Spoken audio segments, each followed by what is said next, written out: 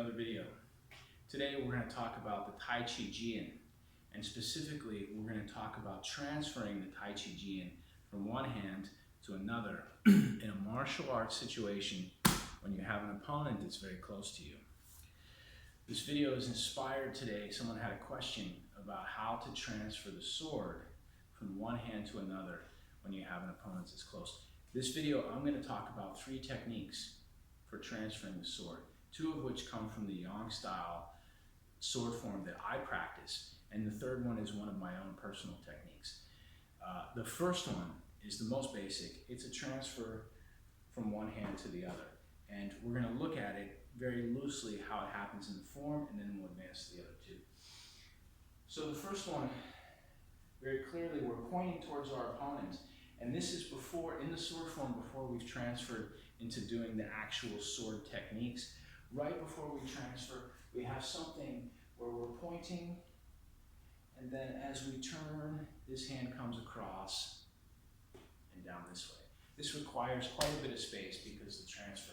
And it may look a little strange because the hand is actually descending from this arc, but we're going to use a Tai Chi symbol, the symbol of the Tai Chi, to return the power forward.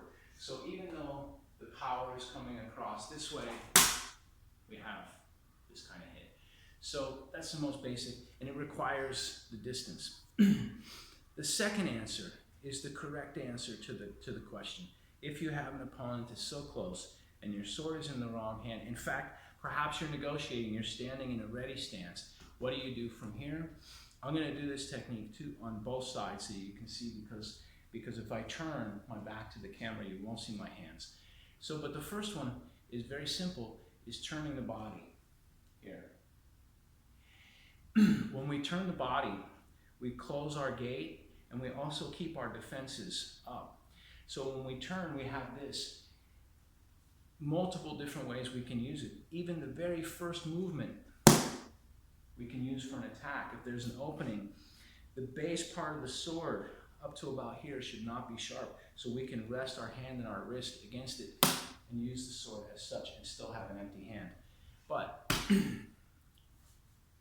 this posture in our sword form is called 3 rings around the moon, and this is the first ring around the moon. When we turn, we're here. So we have this kind of power, and we also have made the transfer that we can use, or we can press this way. I'll do it from the other side so that you can see it more clearly. Normally we use the right hand, but in this case, because the space is limited, I'll transfer this way. So you have an opponent this close. When you're here, you can simply turn. And so this other hand, whether I hit this way, or whether I simply choose to guard, or whether I actually do the transfer, is there as such. So again, from this side, we can cut, we can poke, and we can transfer, something like this. I'll do it one more time from the left side so you can get an idea. The opponent is here. Chances are, if your opponent is this close and they're attacking, they're going to be moving, so you're going to need to move your feet anyway. Anytime that you hear of a fight or sparring, your feet should be moving, getting you into and out of the battle. So as we're here, facing the opponent, we can simply turn as such.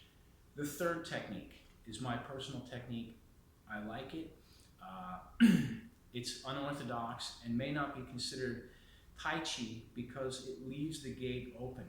Right here, the gate is already open, but when we turn, the first thing we do is close the gate. And even if on the first turn, let's say for instance the opponent can knock the weapon out of our hand, right? If the weapon is removed, we still have defense. We still have our elbow in our hand that we can come forward with, something like this. So even if I turn and the opponent has managed to disarm me, I still have my elbow and my hand in front of my gate to do what I need to do, right? My gate is still closed.